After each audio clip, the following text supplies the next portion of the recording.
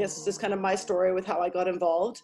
I went to my first burn in the year 2000, and I drank all of the colors of the Kool-Aid. I jumped right in, and then basically went 6 years straight. And it was on Exodus of 2005, and all of a sudden there was all these people that were asking for our leftovers. Do you have water? Do you have, you know, all these kinds of things? Because of course, Hurricane Katrina had happening or was happening, but we were so cut off that we had no idea. And so that was actually my first introduction to what is this Burners Without Borders, right? So at that time, so that was 2005, I had jumped in pretty heavily in the Vancouver community and was helping to produce events. I did the technical director thing. I did a ton of cat herding. That's one of my superpowers, is cat herding. And then in 2007, Burning Man put out, our region was growing rapidly. And so I think we only had 2 regional contacts at the time, and they wanted to add 3 more. So I applied and went through the arduous process of selection, and it was so funny. I had like memorized all the 10 principles, and I did all my studying, and anyways, I did end up becoming one. And while I did that, I was the a liaison for a lot of things. One of them was, you know, I was, if you were to email Vancouver@burningman.com, you got me. I did lots of mediation and further cat herding. And then, and I was also the core liaison for 2 years, which is a project that I loved. I loved being involved with that. And I met a lot of like new people doing that. And I always met new people, but these were like the people that wanted to build and wanted to make stuff. And I really liked them. And I was also on the Bootstrap board for the our Vancouver's Burning Man nonprofit, right? So it's called JVIAS, the Greater Vancouver Interactive Art Society, which was just the original name, and then we were supposed to change it, but it never got changed, so it's just JVIAS, and JVIAS has been very good to Burners Without Borders Vancouver. So I was on the board for that, and then I was regional. So in 2012 and 2013, I went to the Global Leadership Conference in, I think the first one was San Francisco, the second one was Oakland. And it was in 2012 where one of the workshops that I went to was with Carmen and Burners Without Borders. And I was really moved by the direction that you were going. And I was like, okay, this is like, you know, it's on deck for what I want to do next when I have some time. I had my first child in 2011, and by about 2013, it was getting to be pretty clear that I wanted to pull away from being a regional, but I still wanted to be involved in Burning Man, and also, but in that, I was really drawn to BWB, like really drawn. So but Burners Without Borders stuff had been kind of going on pretty low key for a couple of years. We had in 2007, we had our first kind of beach cleanup, and we called it, it was in the first weekend of May, so we called it Cinco de Playa. And that happened a couple of years, and that was kind of thrown together by, I know Squishelle was involved. She's still a regional contact, and most people know her. Hi, Squishelle. And then there was a few of those. But then I was like, okay, but this needs more, it needs more organization. So I knew I was going to be stepping down, and so in September 2013, I made the announcement that I was going to retire from being a regional contact after 4 years, starting effective January 1st, 2014. Now, at the same time, I knew I was going to transition to this, so every time I was at events, I would just talk to people and I'd say, hey, like, I'm thinking about starting a Burners Without Borders chapter. What do you think? And there was all this enthusiasm, but there just wasn't any, people just didn't know where to go because there wasn't many resources back then, and they just needed someone to herd them in the right direction. So that November 2013, I spoke with Carmen and I said, hey, I want to start a chapter. And she was like, well, you can't just start one. Basically, you need to get moving and make it more grassroots. So she suggested that we do 4 events to get our hands dirty and to make sure that we were I guess, serious before joining what I affectionately refer to as the Burners Without Borders mothership. And so we were allowed to call ourselves Burners Without Borders, and we were called Vancouver Rising at that point. So the first event that we did after this was a Christmas hamper drive. Oh, hi, Doxy. I was like, yeah. And so Diana spearheaded that one, and we didn't fundraise, we just collected donations, and we adopted 2 families from the Langley Christmas Hamper Bureau, and we chose them because they are totally volunteer driven. Nobody's paid to work there, and that was really important to us as an organization. So we raised over $1,000, gift cards, food, clothing, for 2 single parent families, and I volunteered to do the deliveries, and it's a bit of a selfish endeavor because people were incredibly grateful, and we know that we changed the experience for those kids and those families. It was like, oh, I love my little Prius driving elf. It was awesome. Now during this time, so December, January, I was like, okay, well, we need some infrastructure.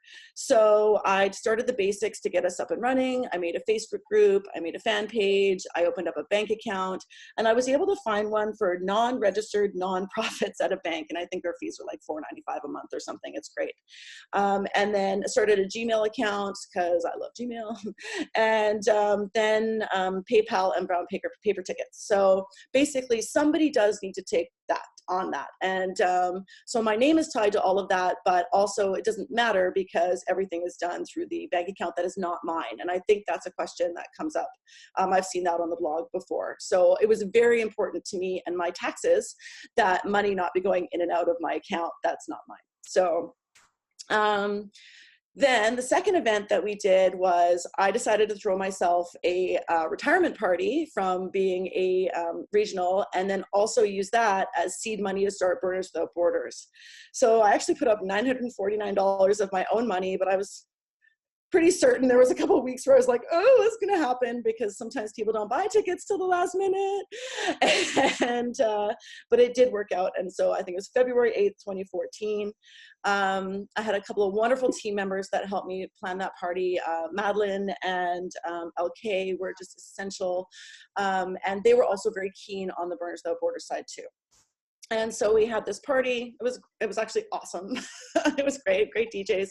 And we ended up making $1,300 after all was said and done. And I'd asked the group, I said, okay, we'll save half of that for the seed money, $650, and then we'll donate the others. And so we ended up donating it to the Vancouver Sun Kids Fund, which helps inner city schools. So that was where the vote went, and that's where it went.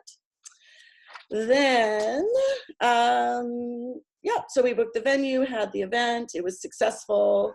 Then I applied for a grant from Javias, right? I was like, well, why don't we ask them for some money? And so I wrote a grant proposal, which I found earlier today when I was digging up all this stuff, and basically outlining what we had planned to do, what the mission statement was. It wasn't really fully formed at that time, and it's still always in flux, right? Like at first it was very dedicated to people on the downtown east side, but now we've expanded out beyond that because we want to support lots of different types of projects, not necessarily those that are just focused on the downtown east side. So all this happened, had the party, got money in the bank. Oh, Javias gave us $1,500, which I think is what I'd asked for.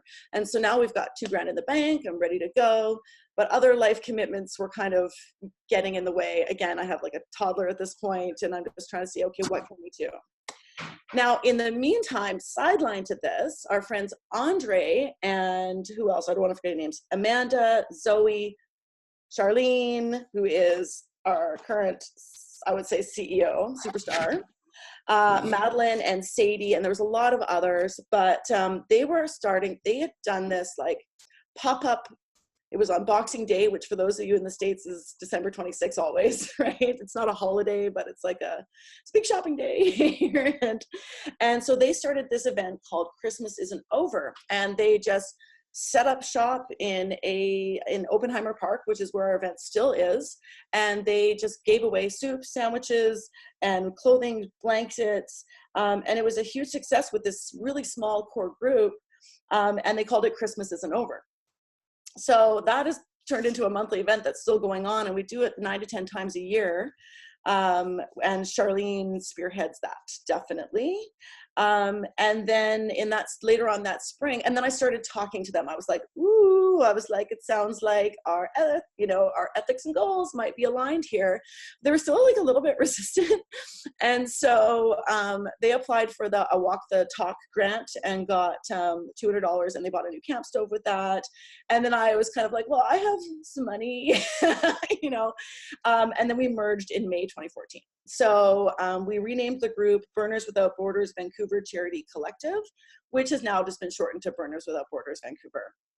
So in the beginning with Christmas Isn't Over, people just brought their own, and we would all sign up on, so Charlene would start the Facebook event, and then I'd be like, okay, I'll bring 20 loaves of bread, and someone else will bring a big thing of cheese, and somebody else will bring homemade soup, and it was pretty ragtag. And then it came to the point, though, where I started asking for Tobias for more money, and now they give us $3,000 a year, so we don't do any fundraising. The people that pay out of pocket, for Ellie and Ken, like we were talking about earlier, they do that just because they want to. I would reimburse them if they needed it, but they bring those hard-boiled eggs, and they bring the bananas. I think somebody else, might have been them, bought us a bunch of tables. And so, but nobody has to be out of pocket now, which is awesome. It's a huge relief. We just do accurate accounting. Charlene does the shopping and then tells me how much to send her, essentially. Yeah, so when I had the idea to get this started, my dream was to get it all going and then let it go. And so that the leadership could be fluid and hopefully uncomplicated. And that's where we are now, right? Can you hear me? I can. Okay, cool. I was going to say, for those who don't know, I would love if you would maybe give a little context of what's special about Oppenheimer Park. Okay. What is that in Vancouver? And Sure. then taking a little framework of what exactly happens at Christmas Isn't Over too. Of course. Okay. So I'll just start with what the downtown east side is. So Vancouver is a very wealthy city, and it's very expensive to live here. But the downtown east side is actually considered Canada's poorest postal code. So there are many people who live there in the streets. There's a tent city in the park right now. We just had an event on Saturday in the pouring rain. Oh, wonderful volunteers. I actually was too late for it. They had wrapped up. So I ended up giving my donations down in the same area. I just pulled over on the side of the road and gave everything out that I had planned to give out, to people on Hastings Street. So there is lots of mental illness, lots of addiction. So it's a very difficult place to get out of. But it continues to draw people from all over Canada. Because of our climate on the West Coast, we get an insurgence of people that come here for the winter because it's rainy, but it's not freezing, right? So that's part of that demographic down there.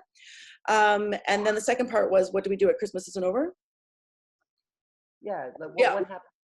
Okay, so we set up, so we have, one thing I wanted to mention before is that most of our volunteers are not burners anymore. I would say only, and Charlene can correct me if I'm wrong, but I would say maybe 20%. And on some days, hey, Michelle, and on some days, we have, 20, 30 volunteers, right? And so with only a handful of those being burners, because we've gone way beyond just burners. And I would say that is one of the keys to success for these events, is open up to other people that want to do good, whatever that looks like for you. So what happens is we all arrive about 12:30 to 12:30, and we set up, we've got, I think 3 or 4 pop-ups, and then there's going to be a food line, and then there is a toiletries, clothes, depends what people bring, right? So there's kind of a housewares type section. Housewares, that's not really accurate, but household items, blankets, pillows, clothes, that kind of stuff. And then there's a food line. And so, and people are welcome to go to both. So like, so the lineup, I mean, I've seen it like 200-300 long before. Just depends on how many people are in the park. And so on a rainy day, there's going to be less. On sunny days, there's a party going on. There are also other groups that focus down there. So anyway, so they'll get in line, and then while typically the sandwiches take the longest to make. So because I think we can only make about maybe 10 to 20 at a time, even with, I feel like there's 2 different grills going at the same time, and they can each fit about, I think, 8 sandwiches each, but of course they take a little time. So while people are waiting, we will often go and deliver, like, and then people will bring homemade soup. And so we'll put soup in cups, and like sometimes we have too many volunteers. And so I'll send them out and go and just hand people cups of soup while they're waiting for their sandwiches. So it's sandwiches, then soup, then like kind of like ketchup mustard stand. And then we also have coffee, tea, apple juice, and usually often a dessert bar. We get lots of things donated for dessert. Many people in this area have a sweet tooth, so they're very happy to receive that. And I've actually brought my son a couple of times, and he was most excited about giving away the sweets because, you know, he's like everything is like food safe, that kind of thing. We don't have a permit, but we don't need one, apparently. And people are just very happy that we're helping out there. And we also have been given permission by the park to be there. That was important. But everybody's on the same team down there with the Parks Board and whatnot. So yeah, and so they get their food. And if they like, they can go through again. Right? So they're allowed to get their 1 serving, etc. And if they're done, they can get in line again and eat again, right? And then they can also go and choose items that they might want from the other station. So one other question I had for you that I think is interesting is, you know, you said that a lot of your volunteers aren't necessarily burners anymore. Mm-hmm. And so I guess I have 2 questions around that, which are, how have you found other volunteers to engage with? You know, how are you promoting that? Where are you finding people? And do you think there's a particular reason that non-burners are attracted to what you're doing? Okay, so first of all, I know we have our Facebook group, right? And then I think it often is like friend of a friend, right? So Anne was Anne, who has now passed, but she started coming, and I can't remember, Charlene would know how she got involved, but I believe it was like a friend of a friend, and they're like, hey, we're doing this thing in Oppenheimer Park, and why don't you come and check it out?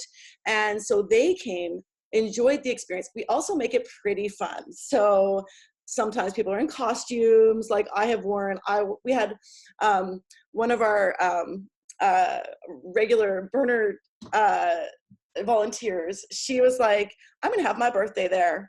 And so she made 600 little goodie bags to give away at her birthday party. She had a unicorn balloon. I came dressed as a clown.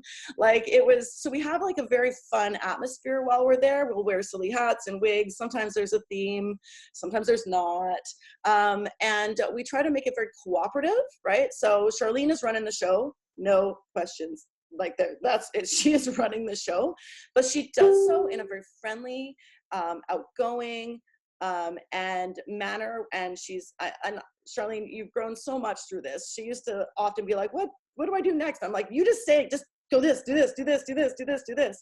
And she's gotten really good at that. And also just like some people know, like they say, okay, I want to come and I want to do sandwiches. And so it's like, okay, we have the sandwich person, and people get used to their roles and they get comfortable.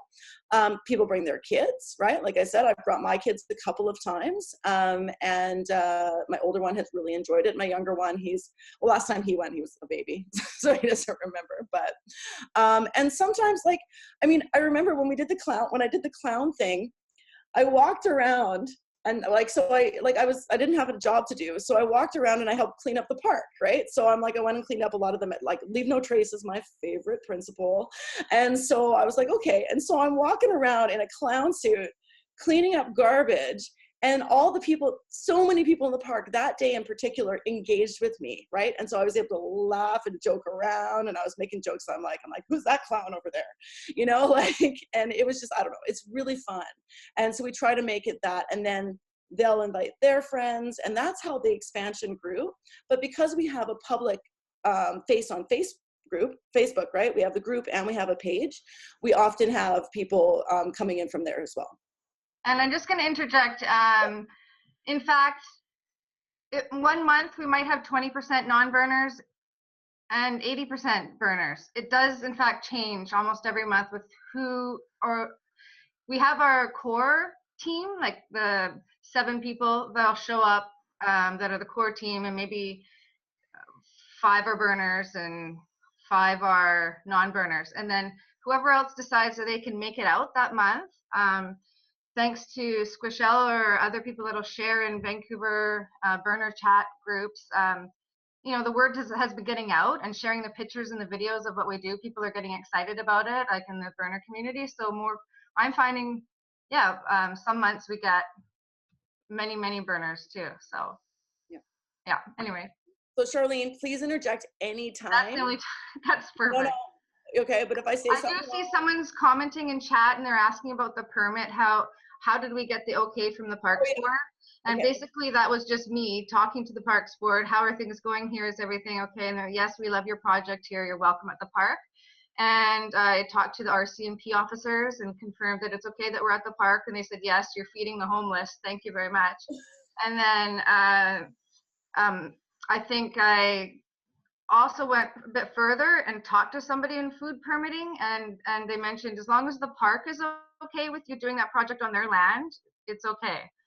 And plus in Canada, I think you can feed people as long as you're not charging. It's different in the US, maybe, but in Canada, you can feed people if you're gifting it. So I think there's some charter that the Queen of England signed saying that you actually can't sue someone if you gave them free food or something like that. Yeah, the Queen of England.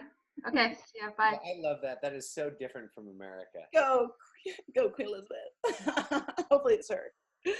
Okay, so sorry. Thank you, Charlene. And again, please interject at any time. That would be very helpful. Okay. Did I answer the second question? I'm not sure. I think you did. And you know, I'll just call out that, you know, Doxy also in the comment books was kind of echoing part of what you said, where she was saying BWB Detroit has a lot of volunteers that aren't burners, and that making it fun is a big part of what draws people to this. And I think that's something that's kind of unique within Burners Without Borders, is that we're a secular organization doing oftentimes service work, and having it fun is what makes it sustainable. Yes, absolutely. Yeah. We do other initiatives too, but I don't know if that's a later question. Well, you know, one thing I'd love to ask maybe before we get into that is, you know, so you said you guys do this maybe 10 to 12 times a year, and you guys have been doing this for about 5 years at this point? Yeah, we're going on the 6th year. We typically take July and August off because many people would like to prepare for the burn. And so it's about 10 times, right? I think I'd say. And it's typically, it's the weekend, because we want the people to know that we're coming. And so I think it's, and Charlene, it's the first Saturday of the month, sometimes the second, but it was just last weekend, so I'm going with that. Yeah, it's the first Saturday of the month. And I found after, like, since last year, I started sharing the dates that we are having the project on for the, like, for the next 5 months sort of thing, so people can schedule it in their calendar so they can make it out if they want to, and they appreciate that. I mean, what's really impressive to me about that is that means you guys have done 50 or more of these Christmas events, which is really spectacular. And I'm curious, what is it like to maintain that sort of a schedule? Have you learned anything about leadership or on volunteers to keep that going? Because I think a lot of communities would find doing that many successive events would be difficult. Okay, so I've only probably been to about 20 to 25 of those 50, just because of other scheduling and whatnot, whereas I believe Charlene has been at all of them. So, and she really is the heart and soul of that event. And actually, I'm going to embarrass her and say of Burners Without Borders Vancouver. So I don't know, Charlene, if you're comfortable answering that question. I can take some guesses, but I'll just make a quick comment, and then maybe you could add to it. Well, I've learned a lot about leadership because, well, having a core group is super helpful. But my philosophy is if even only one person shows up, I'm very happy, and we'll do what we can if even only one person comes. And so that, since I have that in my head and heart, for me, every event is a success in the first place. But yeah, the core group, like having at least 5 people to 10 people is that are consistently coming, because they too, I think, appreciate that what they're doing, because they're also engaged with their families at home, with their children. We have so many children coming now that are learning about giving back to people in need. So that's important. It's a big, I think it's a whole circle that happens all month long. Like that, some of these volunteers are talking with their children or coworkers, sharing what they're doing, and then they show up on site, even if it's raining, and are smiling, like happy to be there. And for leadership, I've learned that sometimes you do get bossy, telling people what to do. Some people appreciate it, some people don't, and that's just learning to be okay with that is something that was a struggle for me, but it's okay now. I'm good with it. And just being clear with communication too, sharing with our burners, like in the regional Facebook pages and what have you, being clear with what we're doing and how like everyone's invited to come out, and having the support of Javias and the support of like Squishell and others sharing what we do shows other burners that they can trust us and to come out. So just, yeah, Burners Without Borders doesn't have to be a separate entity. I love that you're in Burners or Burning Man org now, Christopher and Molly. It's just, you can just, yeah, because everybody can trust what we're doing. That's what I love. Okay, thanks.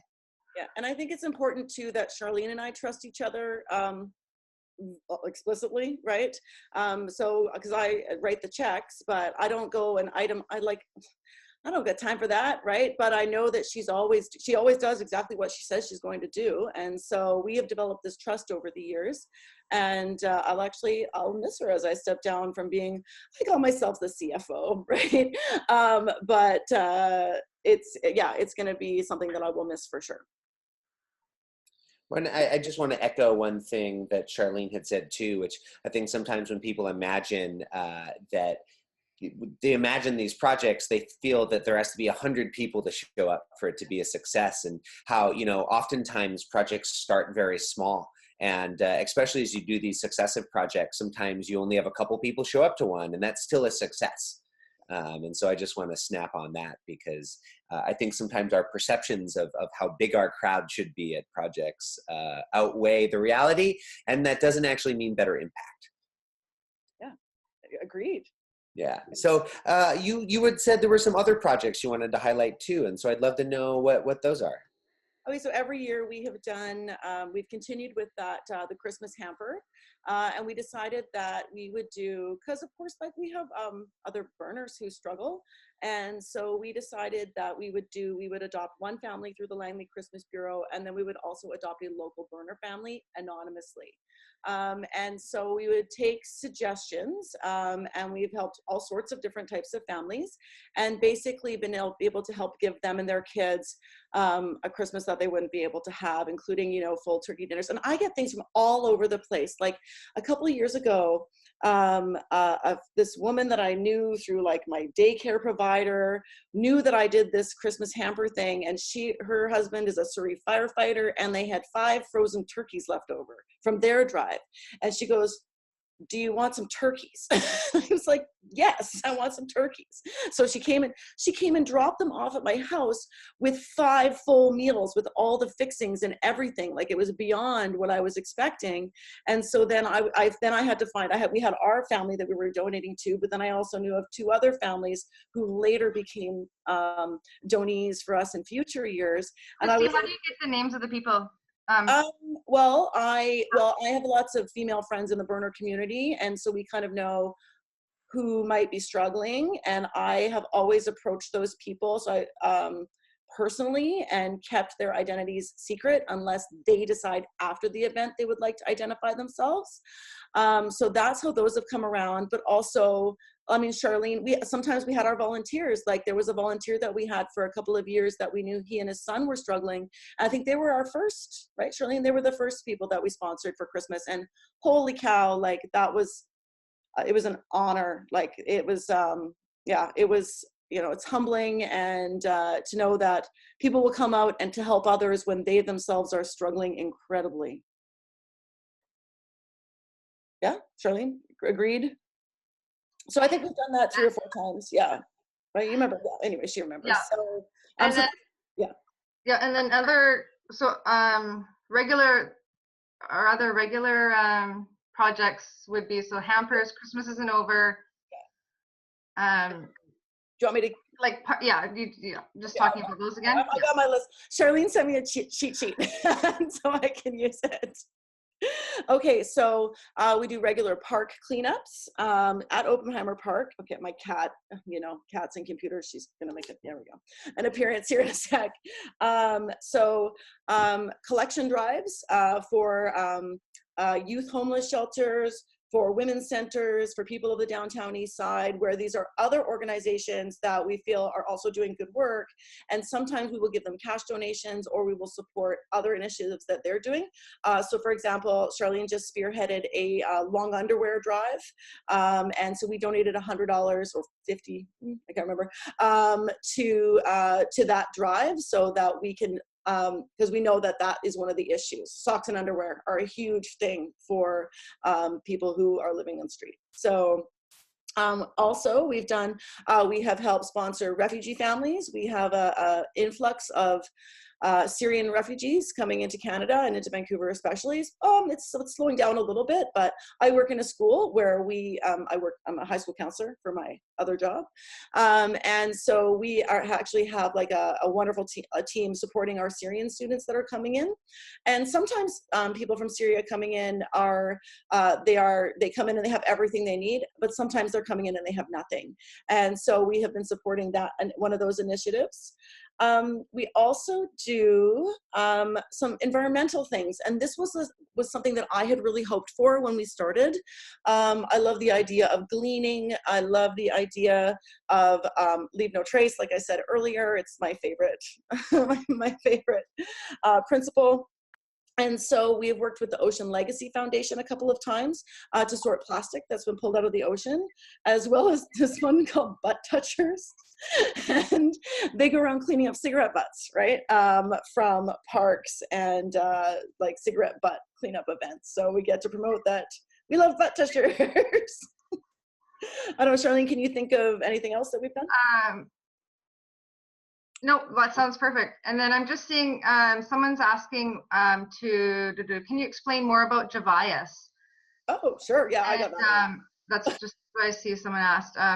So, you know, so again, that to me is like that full circle of, you've got families that are volunteering at home, thinking about Burners Without Borders, Christmas Isn't Over project, and then other initiatives we collaborate with or give a small grant to or volunteer on site with, who are doing good in the community as well, and with their different initiatives. And then we've got, how do we make all of these things happen? Is, well, it does take a little bit of money in the bank, and thanks to Javias, who is, Kristy will explain that. Explain that. Yeah. Okay. So Javias is the Greater Vancouver Interactive Art Society, and they are the nonprofit that governs the finances for Burning Man Vancouver. So I can't remember exactly when it started. I was on there were 7 of us that started it, because as Vancouver started growing in events, you have to find a place to put money. So if we're having say we have a decompression, right? So type party, right? Our official November 17th, it'll be great. But before, you know, somebody has to pay the deposit, and then the money has to come from somewhere, and then it has to get paid back. Like I remember in 2001, I put the deposit down for a recompression party that we had at Camp Elphinstone up on the Sunshine Coast. And I put $500 of my own money down, and that event didn't happen for a year. And I was a starving student and I was out this $500, and we wanted to make sure that that doesn't happen anymore. And then I did it again for Burners Without Borders. But again, one of the reasons we always keep $1,500 in the bank in our account with Burners Without Borders Vancouver, so that nobody ever has to put up money of their own again for our organization. But it's way more than that anyways, because Javias is so generous, and they just don't even, I just write them a letter every year asking, and then they send me a check. So they are like the governing body that and they have a board of directors, and they're very active, and they help plan and produce. They're like the backbone of our events: decompression, our summer Burn in the Forest festival, anything that happens in official Burning Man capacity. Okay. I have a question if you aren't exactly sure where you're going next. I don't know. I'm done. I'm like, I need a hand signal when I'm like, NC. Well, one of my questions is, you kind of mentioned that you're going to be stepping down soon. And I was wondering, what is succession planning looking like for you? Or is that an active conversation? How is that working with your group? So we haven't actually announced it yet. It's our official announcement. And yay, we love you, Kristy. But Kristy's not going to step down from things like this. What do you call it? Media spokesperson. Yeah, she'll continue being our media spokesperson. Okay. So I had been I have some other things going on. I have a side business that is going very, very, very well, to the point where it will allow me the freedom to re-engage in this kind of thing in like about 2 years. So I really need to focus on that so that I can have the freedom in the future. And it's just not getting the attention that it deserves. So for example, I used to always do like a quarterly report of here's what the money went for. And because that transparency is so, so important to me and to Charlene. So it's like, here's where this $150 went, here's where this $200 went. And I honestly have really fallen behind in that. And I feel bad about it because I want the transparency, but I just can't fit it in. I have another kid now, and I tend to like spending time with them. And anyways. So I just kind of around summertime, I was thinking, oh, you know what, like, what's kind of got to go, right? And I haven't shown up to an event since April, I think. But, showing up happens. You're showing up by even not being on site. That's true. Remember that, yeah. So, and once I got a mobile app on my phone to pay Charlene, it made it a lot easier. She just sends me a message. I'm like, try to right away, just okay, there it is. So I started thinking about it, and then I started mentioning it, and then Charlene actually found a wonderful replacement for me.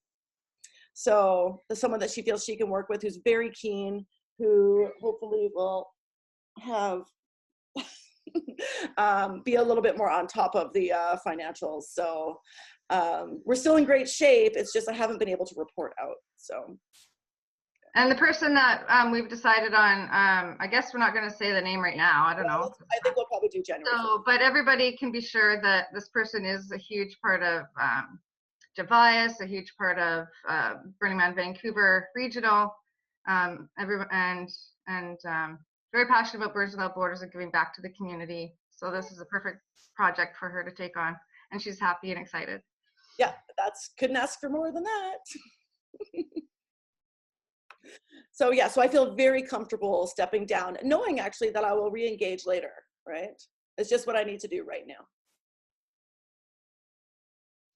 Well, and I feel like you've mentioned 2 or 3 things during this call, including kind of like why you guys keep a certain amount of money in your bank account, or how you work with volunteers. I'm curious if there's other lessons you've learned over doing this the last couple of years that you feel are good for people who are building community or trying to do projects.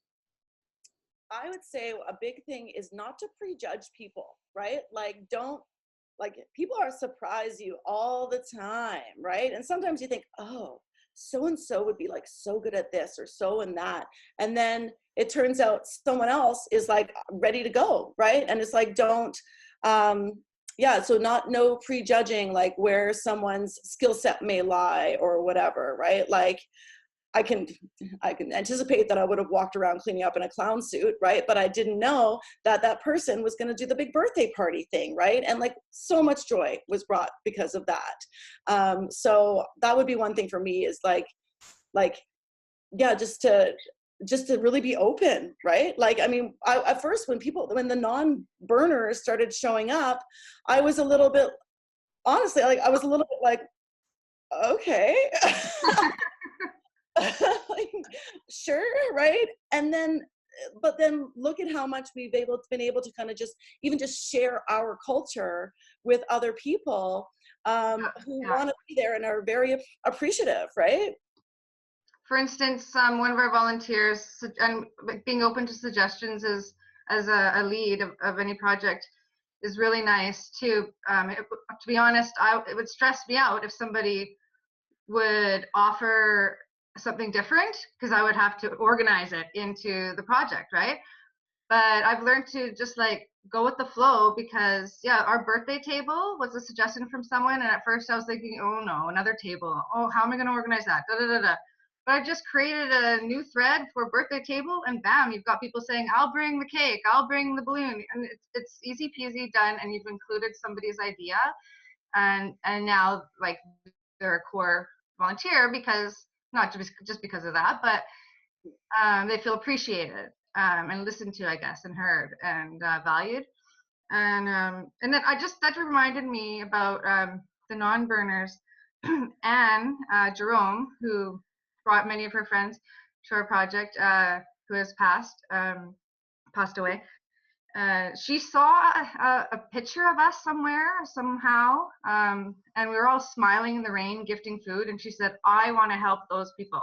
So that's the story of where and how Anne found us. Yeah, I'm not sure where. Maybe she was scrolling through Facebook pages or something, but yeah, I don't know. Yeah, okay, thanks. Yeah. And one other thing though, I think one of the questions though is like that you had earlier was like, how do you keep going, right? So someone does need to keep it going, right? It just doesn't happen. And so I did all the stuff on the front end, right, to get us all the infrastructure, and I had the experience with being a regional, and I had some connections and that kind of stuff, right? But I have to say, like, Charlene is the one who really runs the show, and really, I don't know if it would happen without her, right? Or it would be a mess. Right? It is. And like, she shows up and she like she posts, like, we have the event, and then she posts the next one within a couple of days, so that people have time to get ready and decide what they're going to do and clear, all that kind of stuff. And so that is, somebody does need to do it. And I feel like a team of people could do it together, and we have been doing it together, but she does almost all of the groundwork on it. I am in my office tower. Not really, but metaphorically. And what keeps me pumped is because I feel supported by everyone. And but again,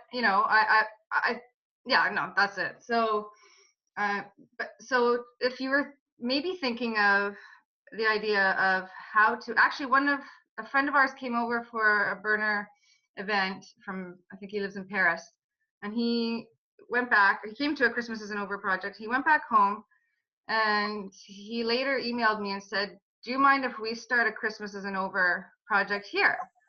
And at first I was like, oh, I don't know, can we copy these things? I was also technical about it. And then I was like, yeah, of course you can. So I don't think it's happened, but maybe this could be a sort of project that we could template and then help people do it anywhere else. So that's something to think about. It's awesome. I love that. So, hey, I was gonna say, it's about 15 to the half hour. So if you're comfortable with it, I'd like to maybe open it up to see if anyone else on the call has questions. Anyone is able to type a question in the chat box. And actually, or you can unmute yourself in the bottom left-hand corner. But I'm already seeing a question that says, what is the greatest challenge you faced as a group, and how did you overcome it? Charlie, do you want that? Oh, well, as Burners Without Borders Vancouver group, or the project Christmas Isn't Over? I may be interested in both if you have a good story on each one. Okay, well, I can speak about Burners Without Borders. I mean, Christmas Isn't Over part. The biggest obstacle and how did we overcome it? Okay, I would say because I'm all for, even if one person shows up, it's a success. So it's hard for me to answer that because an obstacle for me would be if anyone actually is at the park for us to offer food to. So sometimes I feel if it's really raining and then I've got 25 volunteers showing up, we've got $250 worth of food that we're going to make. I don't want to disappoint the volunteers, and that sounds weird, but anyway, and not have anyone to gift the items to. So I'll go around and give printed out copies of our event to local community centers and even to people on the street on Hastings to say, hey, at 1 o'clock tomorrow, we're going to be doing this project. So just to sort of forethink of getting people to know that we're there. Yeah, and I would say to the Burners Without Borders piece is that accept that people are going to come and go, right? Like the people who started Christmas Isn't Over, none of them, as far as I've been there for years, right? So they started with the idea and then Charlene ran with it. I supported it. And, but there's gonna be a lot of flux in terms of, especially your leadership. And that's why you do need a core couple of people who are driving. Because if you don't, then a lot of it will lose its consistency, you lose your momentum.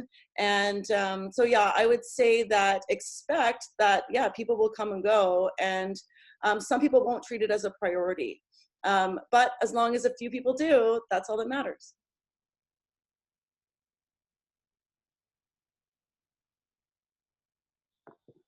All right, I'm going to see if we have any other questions. I always can come up with questions, but I'd like to make sure that everyone who's involved has a chance.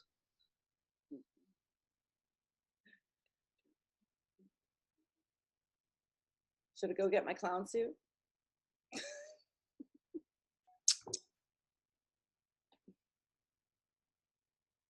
Doxy says yes to the clown suit. Doxy, you can open up your mic if you want to come in. One more point. Because you know, it's running so smooth, if you want to say the word running, and it's everything's going well with our project. We haven't focused on like trying to get into the local news or like put out this mass media, you know, about our project, because if we get 200 people showing up, we won't know what to do with them to help. Do you know what I mean? We're kind of happy staying how we are, and we don't need to grow. We're just fine. It's working perfectly how it is working well right now. If that makes sense. As your media spokesperson, I agree. Although I wouldn't have a problem with being interviewed by news. It'd be all right. But yeah, and we have been interviewed a couple of times. Remember when there was that there was a First Nations news station that interviewed us for a clip? Yeah. Was that like a year ago, a year and a half ago? I looked for it. I couldn't find it either. So I'm not sure if she got it actually posted. Yeah. So. Yeah. But I mean, so when I just moved into a building in the downtown east side, actually, and a person that's on our board here, I just found out he works at the park. So he knows me now here and knows me at the park. And he's like, oh, you're giving back to the community. This is perfect. I'm like, yep, that's what it's about. And then like just this last project we did on Saturday, November 3rd, someone just walking around the park came up and said, oh, I knew you guys were coming, because we are on the calendar at the parks board there. They schedule us on the calendar. I tell them the dates that we're coming so they know, because it's happened actually. So another obstacle might be someone else might come to the park to feed the homeless or whoever's hungry at the very same time that we're there. And so now you've got like 2 soup kitchen pop-ups helping people, and it's just an overload. So that might have stressed me out before, but so one solution was getting on the Parks Board calendar, and so that they can tell other people, no, we already have this happening at 1 o'clock. It doesn't always work. Some people just show up anyways, but it's only happened once, maybe once a year, not even. So it's not that often, and that might happen more at other people's parks if they try and do this project. I don't know. So and then another thing is to just let it go and not care. If another person's there, don't stress out about it. Just do what you're doing. People will still want to have your hard-boiled eggs and grilled cheese sandwiches and homemade soups, and they'll still go have the pizza or the other sandwiches that the other group is offering. Yeah. So that's something that's happened. Yeah, with that project, one of the key factors of it is that the food is hot. Okay, so I remember I had a friend of mine, she got a whole bunch of stuff from Costco, and so I made a ton of peanut butter and jelly sandwiches thinking protein, peanut butter. Oh, they were not popular because one of the people said to me, they're like, I eat peanut butter every day. So they're like, the fact that they can have a hot grilled cheese sandwich, hot soup, even in the summertime, it doesn't matter. That is where the real treat is. And then also just to have nice, we were getting donations from Starbucks, right? So we're giving out like really nice desserts. And I remember my son, when he was working at the station, he's like, well, what do I say? And I said, you say, would you like something sweet? And then they would say yes, and they'd point, and he was able to give them what they wanted.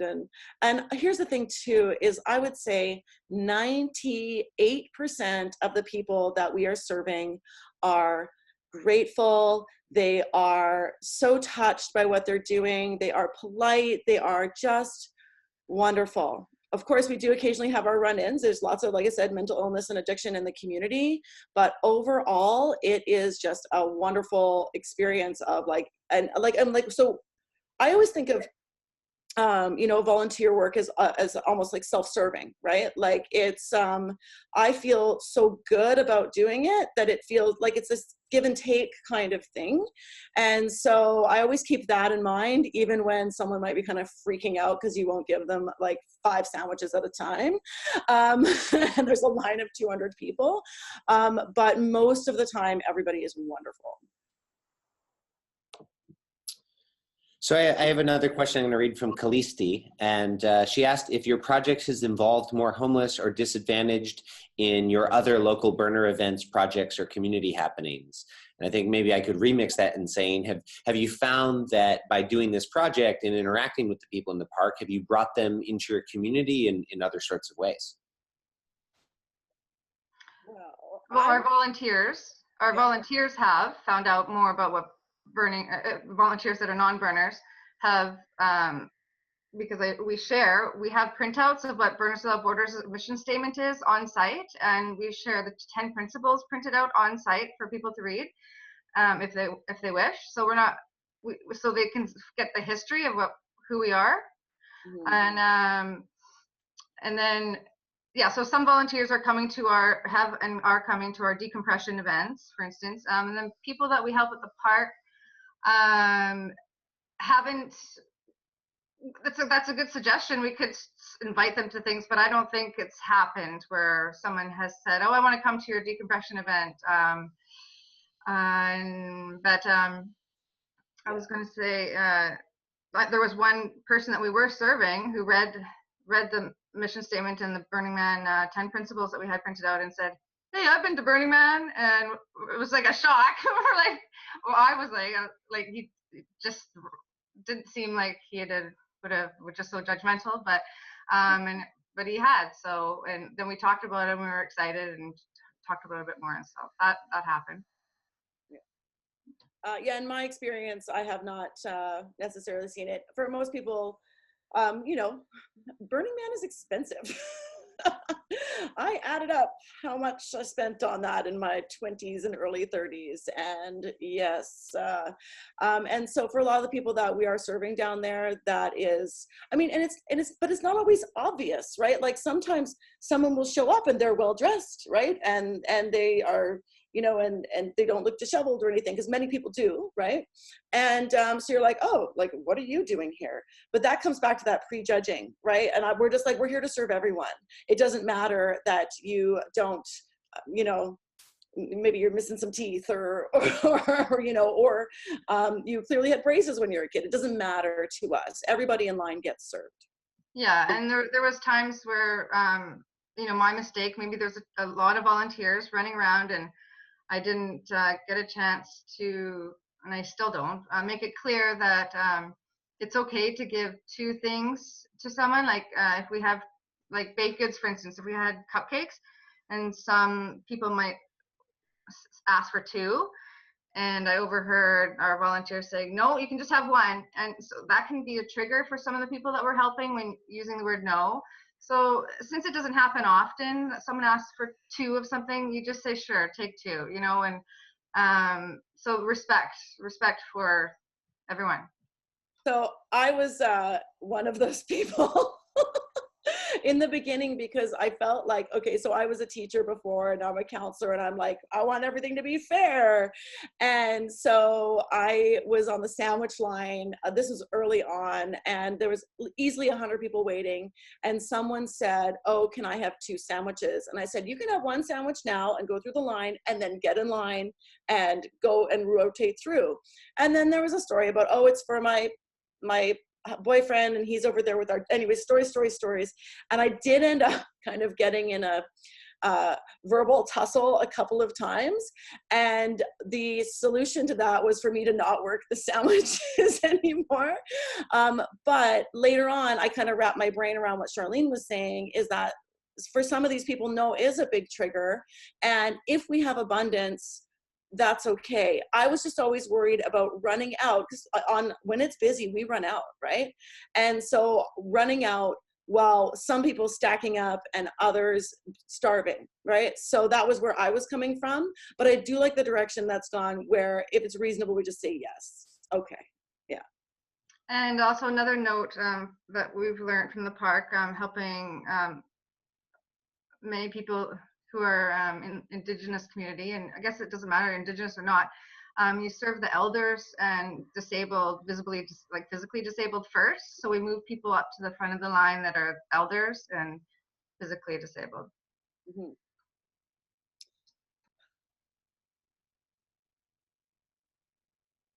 I'm good.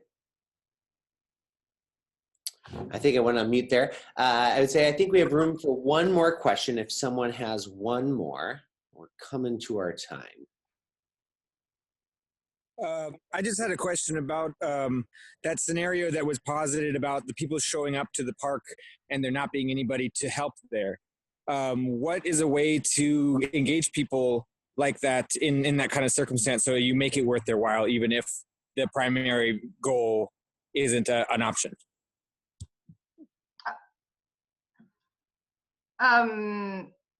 It actually hasn't been that terrible that it's happened. It was me thinking that it's going to happen because it's going to be so rainy or it's snowing, and I don't think many people are going to be coming.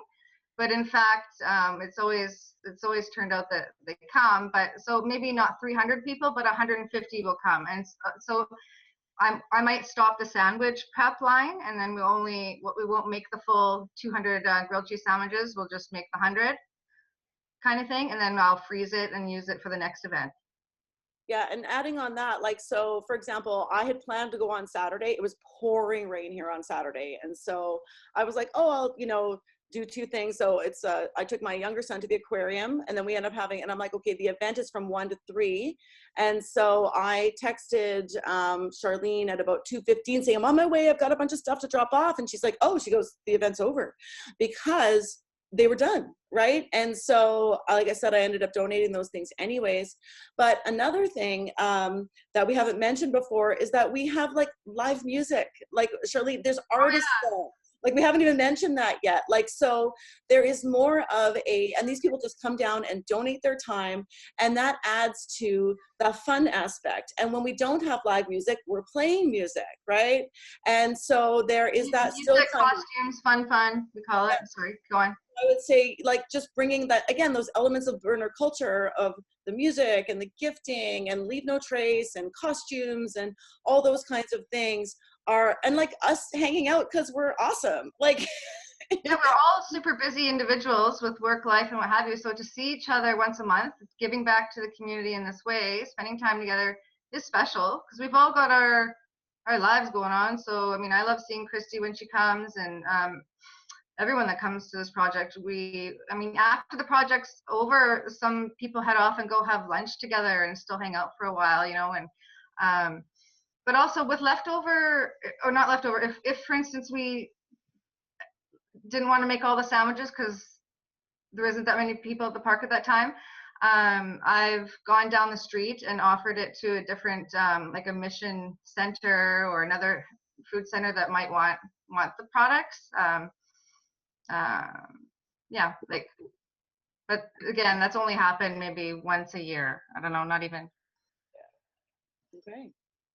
Great. Well, you know, it's at our time, and I am seeing over in our comments section that people are thanking you for sharing your stories and being here. And I love that Misconception is a big fan of the Butt Touchers story, bringing the cacophony back. And I guess I just want to thank you guys for making the time to share your story with us. It's really amazing. And Kristy, especially as you don't go away, but change how you're involved, I want to particularly thank you for making the time today to speak with us and kind of sharing that story and keeping that in our community. Oh, thanks. It was a pleasure. Like I said, this has always been a labor of love, and I'm sad to be stepping away, but it's not a permanent thing. So I actually expect to be more involved later. So it's just for now. And if people want to find out more about BWB Vancouver, what is the best way for them to do that? Okay, I'll do that. So we do have our Facebook group, right? And you can join that. We basically approve everybody that joins until I don't think we've ever had to remove anybody. And then we have our Facebook page too, but there's more activity in the group. Great. All right. Thanks for tuning in, everybody. Enjoy your day.